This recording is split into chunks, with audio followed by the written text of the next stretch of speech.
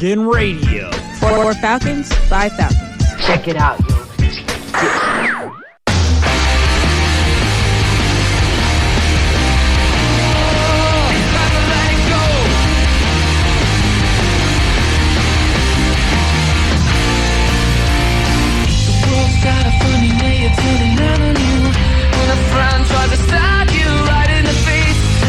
And everything I thought I hoped I knew. Don't sweat it. Set off those three towns. Betrayed, but not gonna be willing to change. And it doesn't seem likely to fade. Betrayed, but not gonna be willing to change. Cause you know. And sacrifice. False pretense, you'll learn again. Stop pretending to deny. False pretense, you'll learn again. You thought you got the best of me. You were wrong and I'm laughing right in your face. I cannot believe you when you were my family. Don't sweat it. Set off those three towns. Betrayed, but not gonna be willing to change. And it doesn't seem likely to fade. Betrayed, but not gonna be willing to change. Cause you know. And sacrifice. False pretense, you'll learn again. Stop pretending to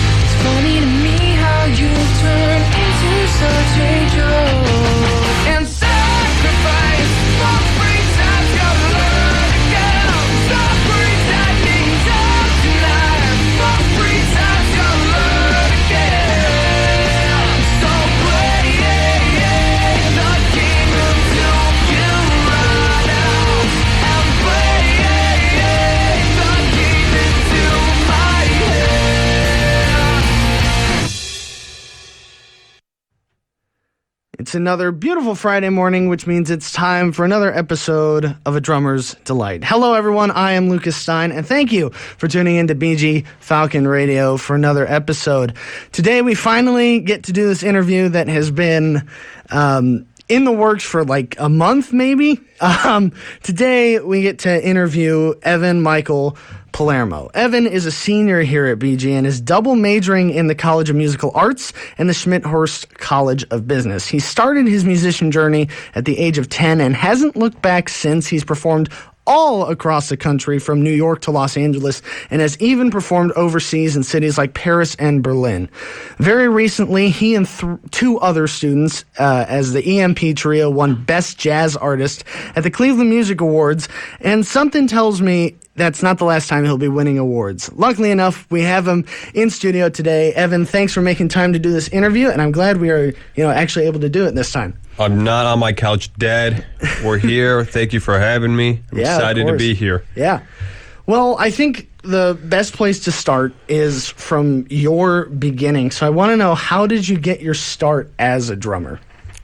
So it starts with both my parents are musicians and music educators. So I've kind of had this, I've been surrounded by this since day one, just in the sense of, it's what I've grown up with, and I started with piano at like 3.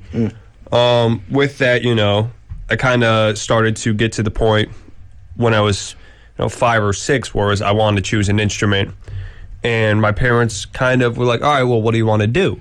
So, I tried guitar, I tried bass, and all that stuff. Didn't really stick with it, but once it became time for, middle school band, they're like, all right, we got to find him an instrument. I told them I want to play drums, and they're like, yeah, okay.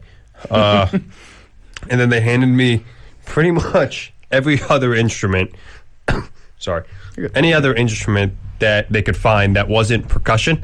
And then finally, I think it was Christmas, they got me the little percussion kit. And then a year later, they got me a drum set. And I think they were like, all right, let's just ride this one out until he's done with it. and it's now been 12 years, and I'm still going. Yeah. That's sweet. So, in your bio on your website, you said you played with the Cleveland Youth Symphony, or Yeah. So there's youth symphonies in Cleveland. I'm from Cleveland, and when I was in I want to say high school. Yeah, it was high school. I got invited to join this symphony, and it's a cool experience in the sense of like a lot of people from the area will come in to do it. There's one kid I met that I'm friends with now that's he lived in like Firelands, which is near Sandusky, and he would drive in to do it. So it was a real high level youth symphony, and I did that up until COVID. But it was great because it gave me like classical and orchestral percussion chops a little bit. Sorry, maybe I'm still sick, but You're right. yeah, it was something that I did that kind of taught me more than just like drum set, and it was a good opportunity to meet people. And looking back, I wish I kind of tried harder since, like you're in high school at the time, or I think it was young high school for me. So, it was cool, but it was a really good opportunity, and I'm very happy that I did it. And yeah, it just taught me a lot about like general percussion and what it's like to do like higher level rehearsals. Yeah. And, like we had some concerts that were like, we had 3 weeks and we would rehearse once a week. And it was like, all right, we just had our concert. We have 3 weeks. Here's all the new music. Learn it. We play again in 3 weeks. And so, it was a good experience. And it was something I recommend if anyone ever gets that opportunity to do like those youth symphonies, 100% do them if this is something you're looking into doing. Yeah. Are you still keeping up with like the symphonic percussion? Hell no. Or, okay. Hell no. So when you were done with that, you just kind of dropped it. I mean, it's the thing of when you go to school with people that are really good at what they do, and what I'm referencing here is, the College of Musical Arts here. There's a lot of great percussion majors. I'm not one of those classical percussionists, so I try to I don't pretend like I am. So it's one of those things of those guys know what they're doing, and I have so much respect for what they do and the time that they've put in that I won't pretend like I could do any of that. Like I came here for jazz, I came here for drum set performance, so I could do that pretty well. But I wish I can go back and maybe one day get into like a community symphony or a community band. That'd be cool, Yeah. But I do not call myself a classical percussionist in any capacity because that would just be disrespectful to the guys and girls that do it at such a high level. Right. Yeah. I mean, if you need me in a pit, I'll play like little triangle pieces and stuff like that, and I'll get by. But I mean, just playing a triangle at like a high level is so hard. It's so hard. Like, that's the thing I hope people understand about percussion is like getting a decent sound out of like a tambourine is a lifelong journey. And, I know people that have like made their career just playing tambourine and just being a good tambourine player because it's really hard. Yeah. Like, it's not like, you just take one of those plastic ones and you hit it on your side like you see some like rock bands that will lead do singers, yeah. Yeah, but it's so hard to do just that. Now open that up to like anything that you hit, and that's the percussion world. It's like anything that you hit. Yeah. So yeah, I am not a classical percussionist. No, thank you. The Silk Road Ensemble was here like last week, I think, last Tuesday. Yeah, they're great. And Mauro Durrani, he was this tambourine player. He does things with that tambourine that no one else. I don't even think they'd think about. It's really interesting. Yeah, and it's insane how, I mean, that man's probably practiced tambourine as much as I've practiced drum set. Like, just, it takes so much time. And, like, percussion almost, it doesn't get a bad rep, but it's definitely one of the easiest instrument like groups and families to pick up because it's just, when you're a kid, I just hit it. All right, it's easy. But then you learn to really respect it in the sense of I've seen people use a tambourine as like a full drum set before. Really? You can get everything you need out of it. Yeah. You get a good tambourine player, you don't need a drum set. Yeah. So you are a drum set player, and you play jazz. You play big band. Am I correct in saying that? Yeah, I'll do some- big. I'll do big band when I'm asked to do it. Right. Okay. So you've done big band. You're in small ensembles. But I think the thing that's interesting is both you and me. We're not only drumming in the 21st century. We're like born in the 21st century, and jazz is not a popular genre, or at least not nearly as popular as it was decades ago.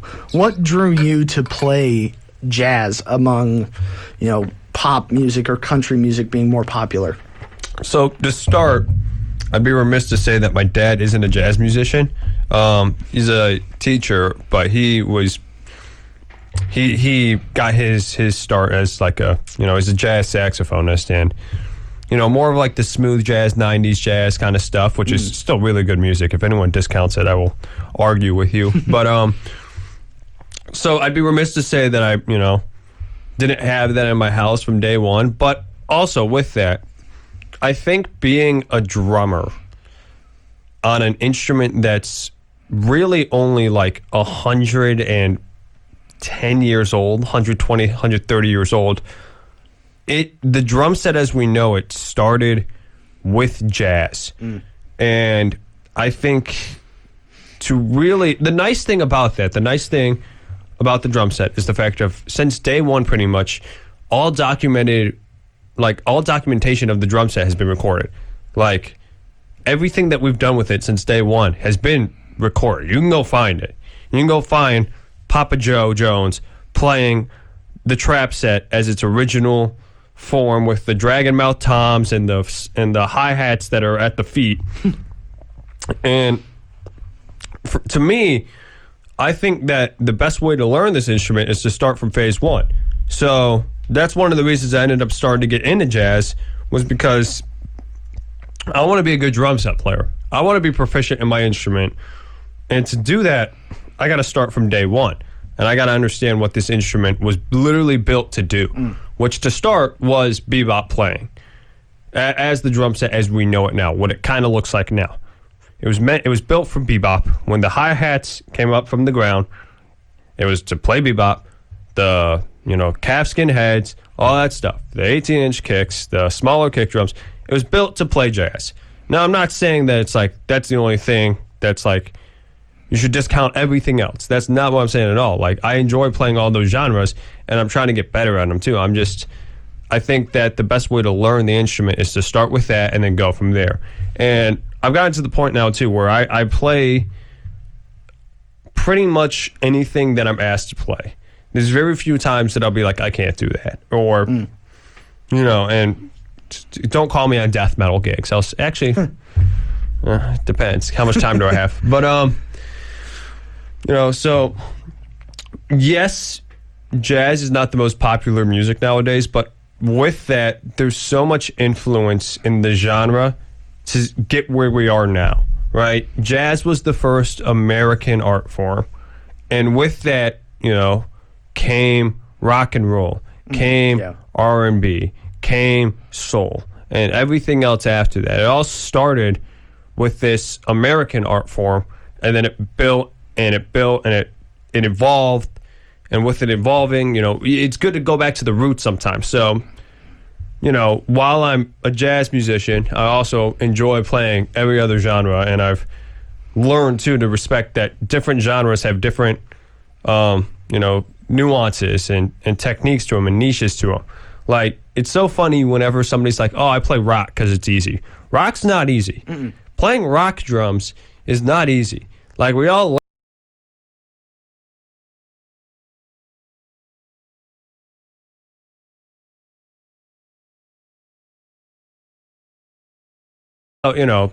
that's my little pedestal right there of all music is fun and complicated and complex and enjoyable. And does that answer the question? I think it does. Okay. I think that's a good answer. I know for me, as someone who didn't start with jazz and started, with rock and roll. Like the first 9 songs I learned were the first 9 songs off of Bon Jovi's Greatest Hits collection. Nice. As I got more into jazz, and I'm not trying to say like I'm this fantastic jazz drummer, but as I got more into it, it helped me a lot with technique and independence.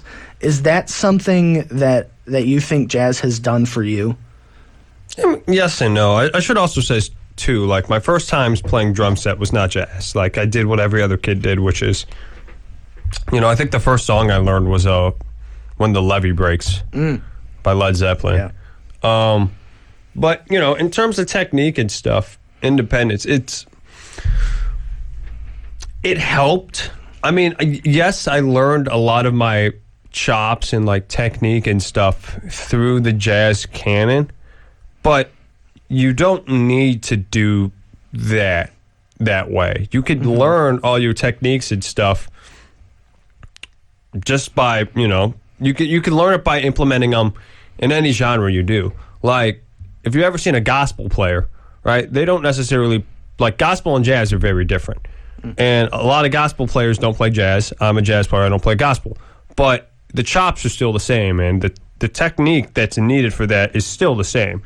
So, like, I don't know how much jazz training like Danny Carey has had, but he has more technique than anybody ever. True. So, it's you can learn technique and you can learn chops, you can learn independence and all that stuff through really any vehicle of genre. Yeah. But jazz is, I will say, like, it's unique in the sense of syncopation is built into the music, unlike any other music. Like, day one, the first thing you learn is how to kind of feel the offbeat and feel how to feel, the syncopation. Answered the question, or said the word that I'm trying to explain. But how to feel things that aren't just one. Right. So that's where jazz is unique. But you can learn chops and independence and all that stuff through just practicing it, and then you can implement it into any genre. It's just some genres don't ask for it Right. as often. Yeah. With jazz playing, especially in like the smaller ensembles, there's a lot of freedom in it's not as structured as a pop song you hear on the radio where it's like 8 measures intro, 8 measure verse, 8 measure pre-chorus, 8 measure chorus. There's, you could take 104 bars if you wanted to as a solo or something like that. How do you approach those type of songs where it's kind of just doing whatever you want? For jazz? Yeah, for jazz. Oh, man. I'm going to blow your mind. It's the same thing as other songs in the sense of there's form, right? So when you're playing, like, there's still 8-bar intros and there's still, like, choruses and 8-bar sections and all that stuff. That's still happening. It's the illusion that we kind of are just going for it, I guess. Yeah, I mean, it's understanding how I think of jazz almost as a game. Like, when you go play, like, a session or, like, a jam or, a gig, it really, to me, feels like I played a lot of basketball when I was growing up. It feels like, doing, like, open runs at the gym, when you do, like, a jam session. But, like, it feels like a game, in the sense of there are there are rules to the game that you hope that people understand and that people are cognitive of, right? So one of the big rules that when you play is that there's form in everything that not everything. If we're doing free, that's one thing, but like if we're calling tunes and playing tunes, there's form to it. We decided things that are happening that you're hoping that everyone is aware of at all times.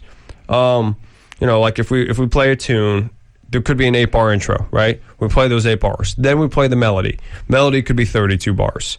And after we play the melody for 32 bars, now when people are soloing, they're soloing over the harmony of the melody. And with that, they're soloing over the same 32 bars that were happening in the melody. Yeah. So every 32 bars is a cycle, and we go back to the top. So there's still rules and things that are happening that we're all following to make sure that we're all on the same page. So that's how, you know, your saxophonist could be playing something and your piano player can be harmonizing it, and they know what they're harmonizing. Yeah. Like some people just have phenomenal ears and could just catch whatever's going on and playing it. But for the most part, too, with that, there's always, you know, all right, there's landmarks and there's changes that have been agreed upon, and, you know, things like that to keep things on track. Like, you could tell when something is not on track. you could tell when it's just like 5 people that are up there and no one has a clue what's going on. But you can also tell when people, you know, all right, everyone's agreed, we're right here right now, this is the bridge, all right, we're playing this chord and this and that, and that's the cool thing. And it always happens where things will slip off track and, you know, bars could be dropped or added and things like that. But what makes great musicians are the ones that can adjust without people realizing that something's wrong. Yeah. And, you know, that's the professionalism of being a musician, in the sense of, you know, if I'm playing a gig or if I'm, you know, doing a musical or something, and something goes off, is to be able to fix it without people realizing, without the audience realizing what's going on. And that's being a professional. But no, there's still rules and things that us jazzers are trying to figure out and keep track of. Mm-hmm. Does those mistakes that happen innately with live music, has that happened often with you? You know, backing up the band, playing on the drums, and how do you just think of how do we get out of this as quickly as possible? It has happened. It'll always happen. You know, it happens at sessions all the time. It happens. You know, I'm trying to think of a story of me. Oh yeah. So I'll give you a story here. Right. Me, Luca, and Thomas were playing at what was the Heights, which it was a nice hotel in Toledo. It was a nice restaurant in Toledo. It was in the Renaissance Hotel. It shut down now, but we played there a lot a few years ago, and we were just like, I think it was like Green Dolphin Street we were trying to play, and my piano player just starts playing it in the wrong key, and we all kind of had to look up because my bassist is playing it in a completely different key, and we don't really know what's going on, and we ended up just like transitioning it out of a song, like out into a different song. And, you know, when moments like that happen, you kind of just have to communicate with each other, you know, preferably without audiating anything, you know, but if something sounds wrong, you can catch it, and you know it sounds wrong on the bandstand. Mm-hmm. So when that moment happens, you have to kind of look up and try and talk through your instrument, if you will, or, you know, like try to do something to show where you are to see if everyone else can catch it. And it happens more often than you might think. There's great recordings of like the greats that they get lost and they play something wrong and they mess up. It happens to everybody, and it will continue to happen. But that's, you know, sometimes, most of the time, people don't realize. And it takes a really, really, really trained ear that's listened to the same song 30,000 times to really understand, like, oh, they messed up right here. Oh, okay, got it. And, you know, mistakes to me aren't bad. You know, small mistakes, like, it happens, right? And it makes the music human, and it makes the music, you know, real. So when I hear like somebody like a drummer I like bomb something or mess something up for a second, I don't like discount them and be like, oh man, this is horrible. Yeah. Like it's human music. It's also really hard to do. You have to think about a lot of stuff at the same time, like all music, you know. Like something I've never understood is how like vocalists can sing and play guitar at the same time. Yeah.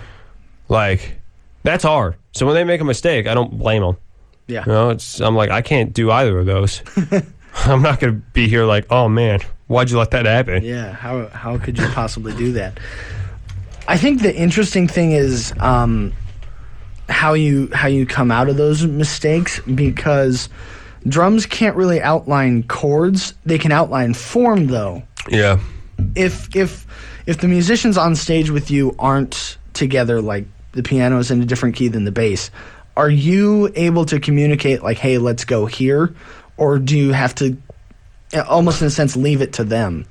Both. I mean, in this case, I was just like, I think I audibly said, like, I think I called an audible and, like, just called out a different song, and we just, like, transitioned into that. But for the most part, no, that's really, like, that's not my lane. My job is to try and make sure I know where I am in the form and everyone knows in the form. Because, theoretically speaking, if I know where we are in the form and I show that we're right here, that could kind of solve harmonic problems if it's, we don't know where we are. Because then, like, once we hit the B section, it's different. Yeah. And then, you know, piano player lays down a strong chord.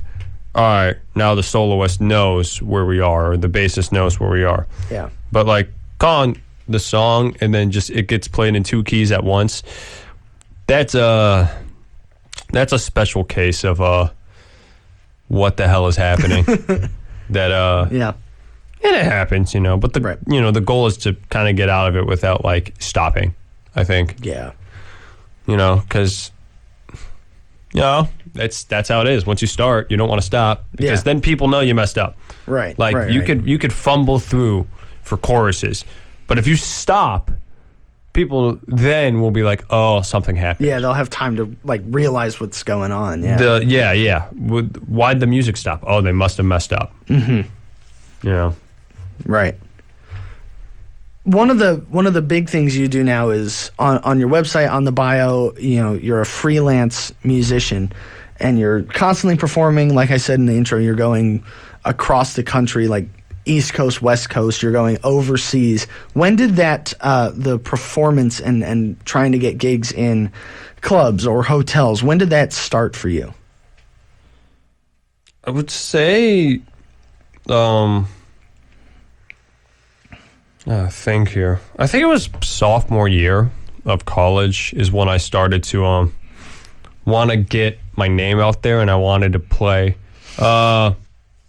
It all started in Cleveland with you know, that's when I started getting club dates, was when I was in sophomore year of college and reaching out to venues and all that stuff. Freelance wise, I've been freelance and just working since high school.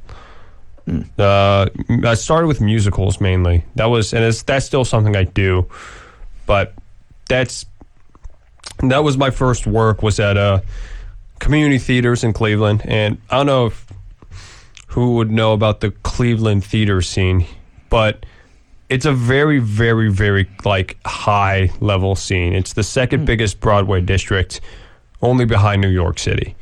So yeah, Wow. like Cleveland theater is no joke. It's pretty much, there's a lot of people that do like community theater just to stay warm before their next like big gig. So I got indoctrinated into that scene at like 18 and started doing like gigs for theaters. And you know, one of them was the guy that hired me, he just finished up the national tour of Shrek. Like he went as the music director for that tour, and his assistant director is now on the national tour of Beetlejuice, I think, as the music director. So from day one, I was dealing with people that went on to like move to New York and Yeah. do this at the highest level. And here's some dumbass 18-year-old in this pit of like Baldwin Wallace Conservatory musicians, all like upper level, Yeah. like about to graduate, and then here's me. But that kind of opened my eyes to what a professional setting looked like, and also like how cool it is when something gets pulled off at a high level. So I kind of took that with me. Yeah, nowadays for like club dates and stuff, it just started sophomore year with Luca and Thomas. Started just reaching out to everyone I could, and you know, along the way, I've learned how to like send better emails, and I've learned how to like be more appealing. And I've also learned that the ratio is like 20% yes, 80% no. Yeah. But you kind of need to do that, in my mind, because especially when you're young and not incredibly established, you got to just take shots on everywhere. And you got to just be willing to be told no. Like, to me, it's funny. I would rather have a club respond to me and say, no, we don't want you, than no response at all. Yeah, oh, I totally agree. Because if I get no response at all, I'm just going to assume that you didn't see my email, and I'm just going to keep shooting. And I'm sure it gets annoying, but you gotta tell me no. But so with that, you just gotta reach out to people and take whatever you get. And we start at I think it's called the Tree Lawn in Cleveland, and it's this great venue that's like a live music venue where you get the ticket sales for the night. So you're not really making anything, which is fine. It's a great place to start off, and what Eric has done is just phenomenal for the community. That's where we started, and then we played at a coffee shop near my house, and with all that too, I've kept good connections with them, so we can go back there. We go back to that coffee shop pretty often, but it just builds. So we did that, and we recorded it, and we put the recordings out, and then it built onto other venues and other places, and it's just a snowball effect of if you keep going and if you keep taking these gigs and starting, kind of ground up, phase one, okay, let's put out a product that people like. Mm-hmm. You do that and you just keep rolling with it. You get more and more opportunities, but you gotta keep looking for them. You gotta keep, expanding, I think, and reaching out and trying for places that you might not get. And with that, you'll get yeses. It'll happen. And one other thing is the fact of we've expanded past Bowling Green. For the most part, we are the band is pretty much Cleveland based, it feels like at this point, in the sense of that's where we get a lot of work. Which is funny because I'm the only guy from Cleveland in the band, and we all go to Bowling Green. Yeah. 2.5 hours away. So, but that's what it comes with. And if you're going to be a musician too, get ready to drive. But we've done stuff at South Bend, Indiana at this point too, and we do stuff in Akron, and we're about to do some stuff in Sandusky, and I'm trying to tap in Detroit, and it's just part of the process of a lot of those have landed in the 80% no, but at some point it'll be a yes, and it's fun. Yeah. You got to enjoy the hustle.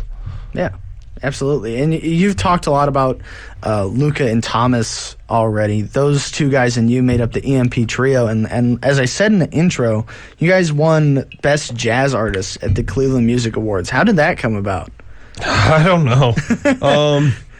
It was Christmas Eve. I was hanging out at my uncle's house, and I just get a Facebook message, and it was from the guy that runs it, and he was just like, hey, you got nominated.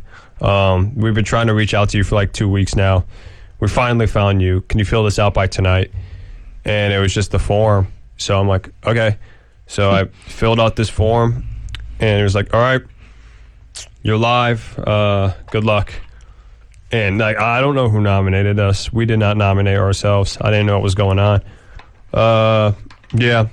And then we just did what we do, which is promote it. And we were young and excited about it. So we told everyone we knew, and we just, kept doing our thing and hoped for the best, and it worked out. But, it was a cool experience. It's a very nice thing to be recognized in the city that you, at least for me, in the city that you grow up in, and respect the people. And I remember last year or 2 years ago now, people that I respected, talking about the same award, and oh man, we want to win, and we want to put ourselves out there. And, it's known from the community.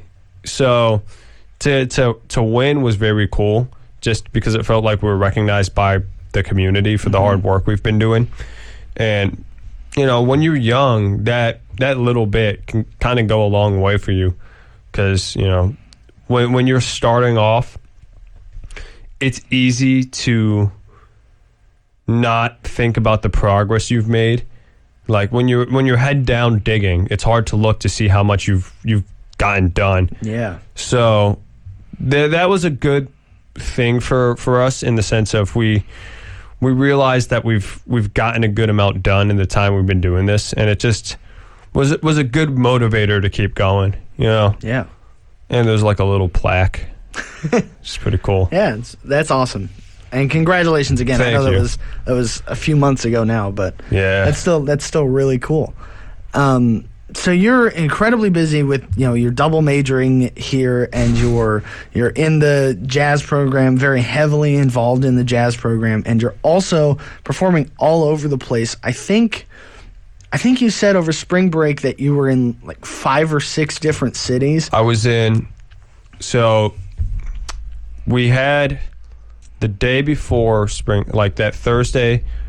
So that week was Jazz Week. That Thursday was Adam Birnbaum, who's a New York pianist. Played a concert with him. Woke up Friday at 4 a.m. to fly to L.A. Had an audition there. Was in L.A. for a few days. Got back Tuesday. Had to, I stayed in this area for a day. I teach lessons too, so I taught all my lessons in Toledo.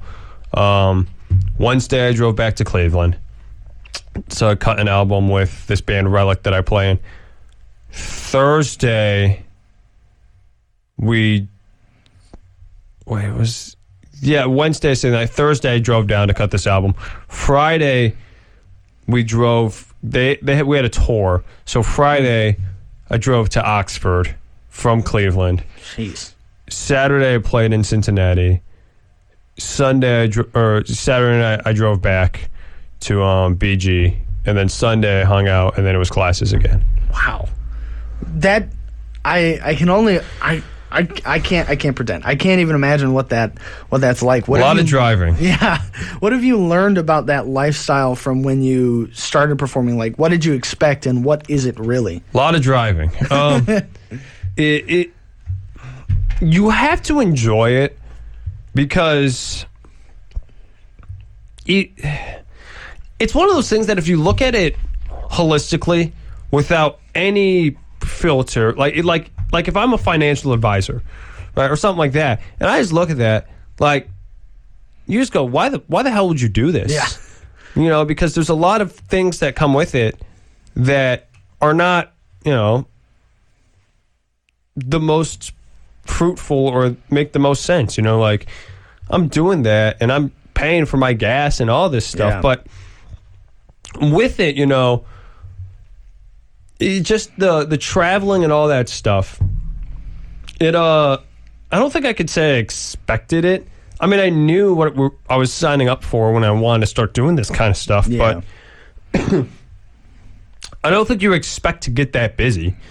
Like, I never expected to be like driving to to top off the chaos. I bought a new car that Friday. So I bought that car and then immediately drove it to Oxford. Yeah. Because I didn't realize that Oxford was 4.5 hours away because I'm so used to being in Bowling Green, where it's 2.5 hours away. So I immediately buy this car and then have to get to this gig 4.5 hours away. So I guess I answered the question with saying I never expected to get to the point where I'd get that busy to where they all kind of just go back to back to back. And it's great and I enjoy it. But, for people that are starting off and looking into doing it, I would just, have a good grasp on your schedule and understand how much playing your instrument, like how much of being a musician does not actually involve playing your instrument. In the sense of, there's a gig, you got to drive to the gig. Yeah. You got to learn the music to the gig. You got to pick who's playing on the gig, and all that stuff. But, yeah, I just say that the amount of travel that comes with it is a lot. A lot of driving. Yeah, absolutely. Are you consistently getting called to do a gig, or are you still having to reach out a bunch more than people are asking for you? It's a mix of both. It kind of just depends. So the band I play in is called Relic. It's like a rock band. We go by cinematic rock, if you will. It's like got jam band elements. It's got rock elements. It's got like fusion-y elements, funk elements, and it's cool. Whenever, like, we have a calendar, and I'm actually incredibly grateful because that I kind of get to pick what I could do, in the sense of if I can't do it, I have a friend that can sub in for me, just because I'm in. It's a fully Cleveland-based band, and I can't necessarily go back to Cleveland every beck and call. Yeah. Right now, at least. But that I don't really have to do anything. Mike does everything, and it's awesome. And he's put together a lot of great stuff. Freelance work, 50-50, in the sense of sometimes people reach out to me, sometimes I reach out to them. If you're looking to do freelance work, Facebook groups are your best friend. Like, there's so much work in Facebook groups, like pit musician groups and musicians wanted hiring, like, groups that you could just, like, keep an eye on. With the band, with EMP, like, a lot of it, we have a very cool thing that's about to happen that we were approached about, that I'm gonna, like, talk about soon.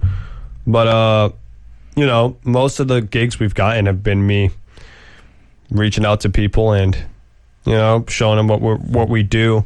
The residency at the hotel was kind of a 50-50 of, I brought up that we were a band, and then they brought up the idea of the residency, and they did that for us.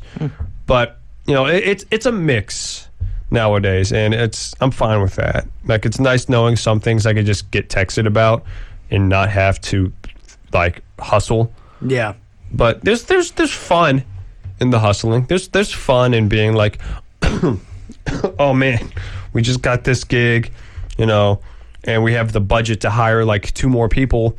Who should we hire, and who can I reach out to? Like, that's fun to me.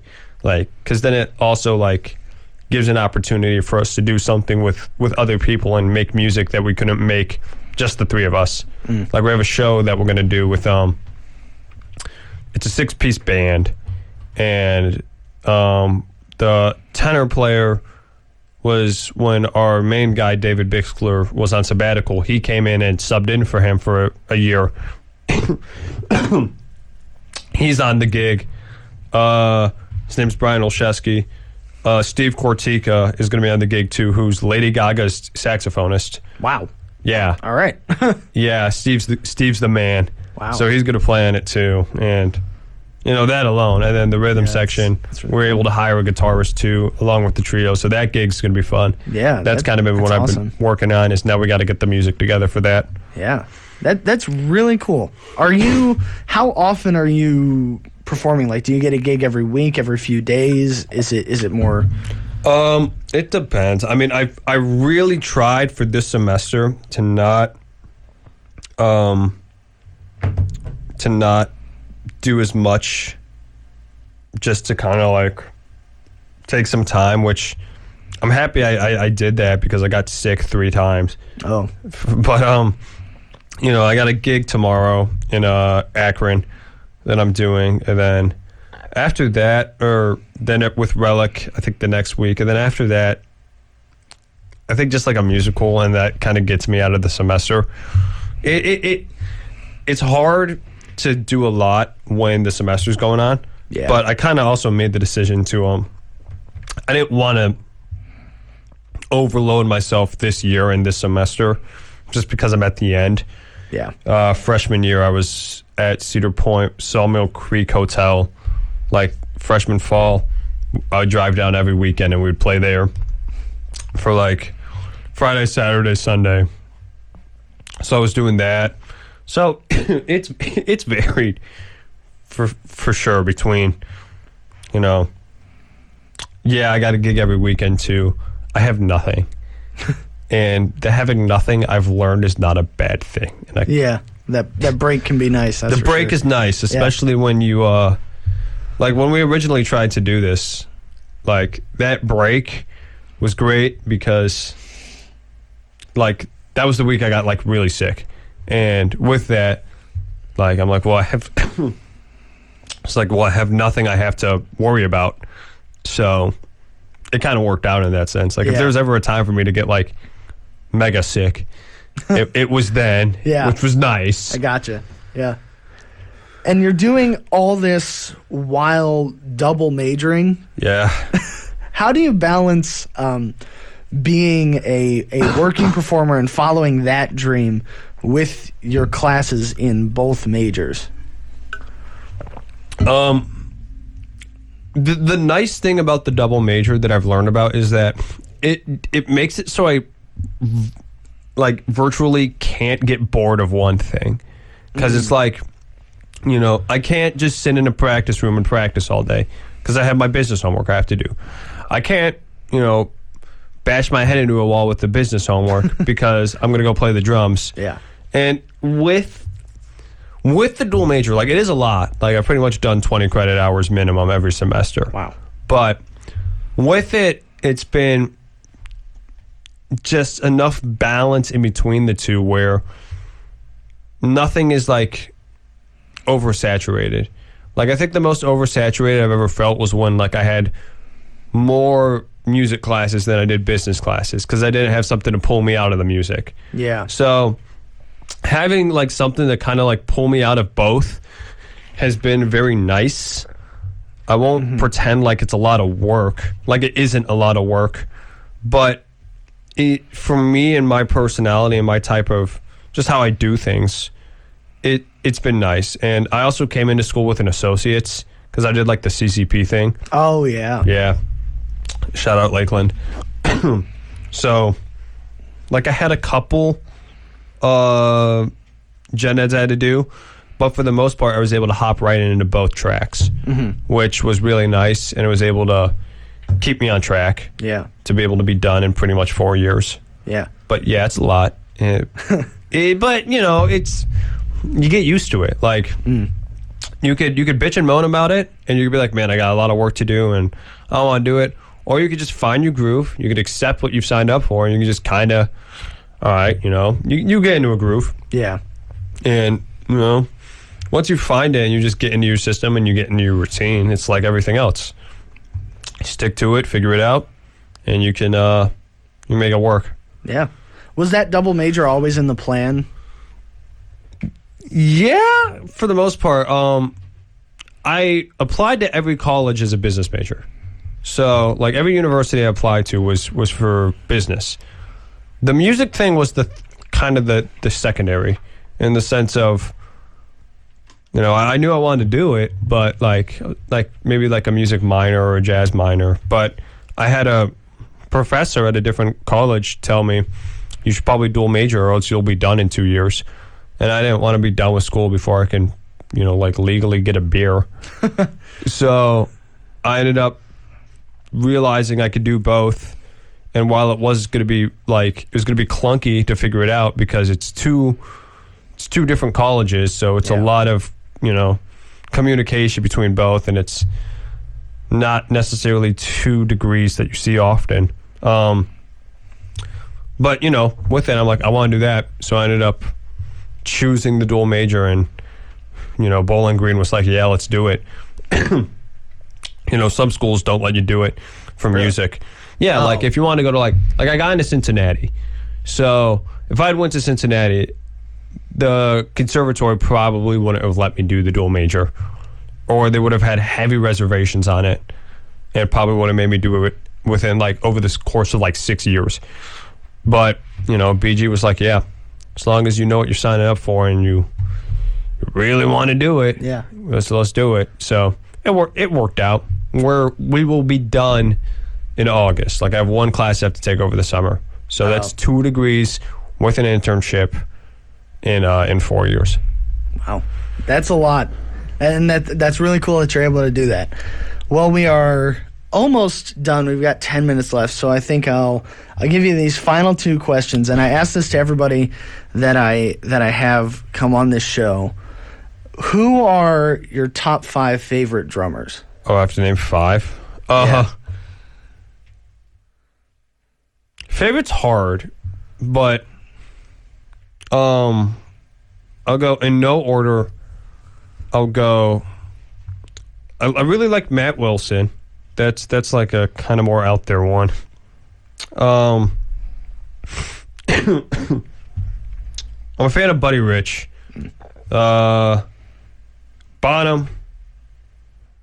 Nate Smith. What's that? How many is that? That's 4. 4. I'm going to leave a lot of people off this list. And then I would be remiss as a jazz musician to not say Elvin. Yeah. You kind of have to say Elvin. Yeah, I think that's a solid list. I think so too. Do you have any? Where can people find you on social media, or where are some of your, your projects? So my social media, I'm going to look at it so I don't get it wrong. You can find me on Instagram with it's Evan_Palermo, EVAN_PALERMO. That is my Instagram. You can find my website at empmusic.net, empmusic.net. Facebook's under the same name. YouTube's under the same name. You can find me there. If you really want to talk to me, you can find me at Arlen's Good Beer pretty much every Wednesday at the jam session. That's usually a pretty safe bet. In terms of playing in the area, there's nothing scheduled yet, but I'm trying to get some stuff before I graduate. You can find the band tomorrow at in Akron at Edgar's Restaurant. For the people that are listening to this in Akron, I guess. But, you can find me around. Just, if you see me, say what's up. Yeah, just kind of doing the college thing, trying to wrap up the degree. Yeah. You can also find me at All Star Music if you're looking for lessons or anything. That's the music shop in Toledo. I work there to do their marketing as well when I have time. So, come say hello there. Buy 1,000 drum sets. All right. Well, I think we're going to end it there. It is a little early, but I think that's pretty good. Evan, thanks a lot for coming in and making this happen finally. Thank you, man. Thanks for having me. Yeah, absolutely. It was a fun time. Next week, you'll want to be here because we have another interview, and I'm not going to tell you who it is, but this guy's very hip and happening, and he would know what is hip and happening.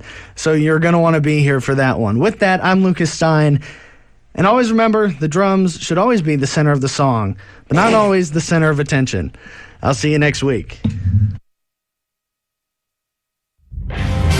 This hour of Falcon Media programming is brought to you by the Falcon Media Sports Network, broadcasting BGSU athletic events on Falcon Radio and WBGU FM.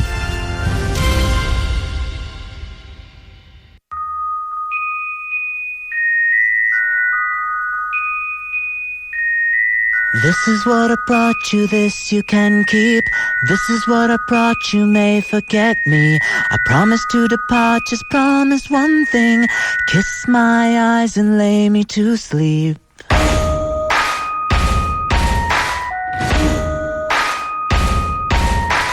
This is what I brought you, this you can keep. This is what I brought you, may forget me. I promise you my heart, just promise to sing. Kiss my eyes and lay me to sleep.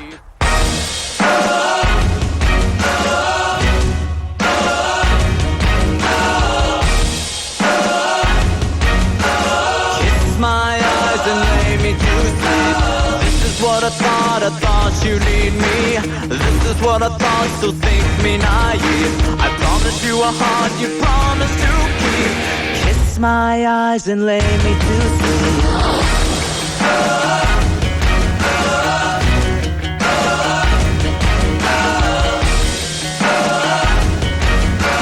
Kiss my eyes and lay me to sleep.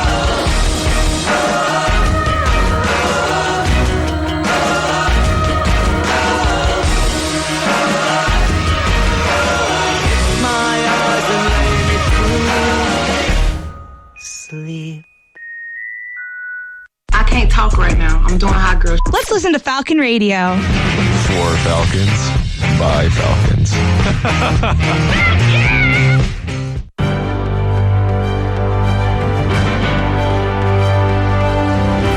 BGSU women's basketball guards Paige Kohler and Janaea Donahue have announced their intentions to enter the transfer portal when it opens on April 6th. According to On3, Kohler played 3 seasons with the Falcons, leading the team with 14.3 points per game this year. She announced her decision less than 24 hours after the teams lost to Ball State in the MAC tournament quarterfinals. Donahue played 2 seasons with the Falcons, earning MAC Defensive Player of the Year and breaking the program's single-season record for steals this year and leading the conference in steals the past 2 seasons. Falcon Media Sports Network's women's basketball beats Lucas Kleinmeyer, Adam Duffin, and Trey Kennedy will have more women's basketball transfer portal news on bgfalconmedia.com. This has been 60 Seconds in Falcon Athletics.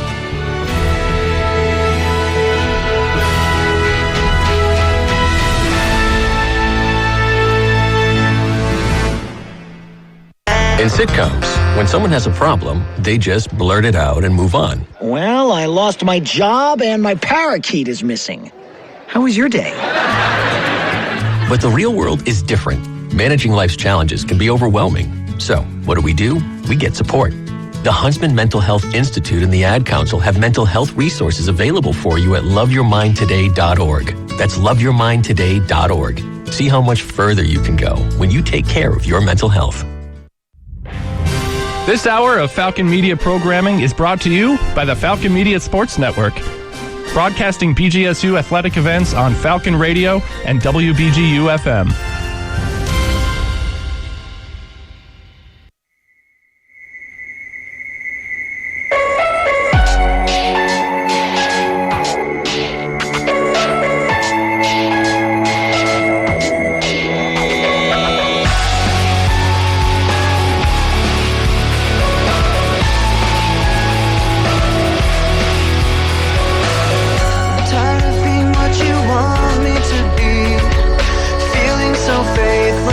Lost under